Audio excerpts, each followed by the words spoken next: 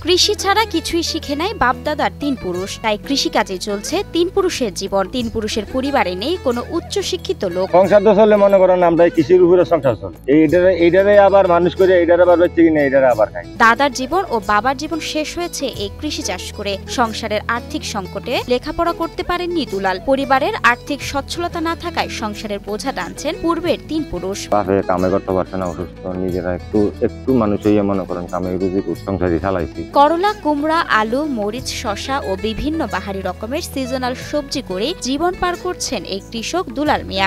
মূলা আছে, সচিন্দা আছে, সামনে আমরা সিজন আইতেছে, কবিতা বই লাগাম, মূলা লাগাইছে, আবার মূলা লাগাম, ওই ফ্যাক্টরি আছে। ছোটবেলা থেকেই জড়িয়ে আছেন এই মাটির সাথে। অন্য পথ দেখানোর মতো ছিল না কোনো মানুষ, তাই আজও রয়ে গেছেন এই পেশায়। বাপ নাই, খাউনে বেশি, মনে করেন আর এই উদ্যোগটা আর মনে করেন হয়েছে না। কামে করানো লাগবো, সংসারে চালানো লাগবো, এই হিসেবে মনে করেন লেবার গেছি না, আর কোনো একটা কর্ম শিখতে পারছি না। গার্জিয়ান থাকতো, তুই না মনে করেন ছেলেরা মানুষ করতে পারতো, যখন গার্জিয়ান ভাসি না ছেলেরা মানুষ করবো কেন। কুমিল্লার আদর্শ সদর পাঁচথবি ইউনিয়নের জালুয়াপাড়া গ্রামের কৃষক দুলাল মিয়া বাড়ি আর কৃষি জমি চাষ করে পার করে দিলেন 50 বছর। সকাল থেকে বিকাল এই জমিতেই কাটে তার দিন।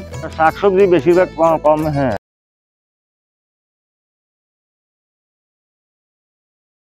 গরুর মাংস কিরকম লাগে, মেহমান হইলে মনে করেন একটা মুটা কিরকম লাগে, মাংস লাগে।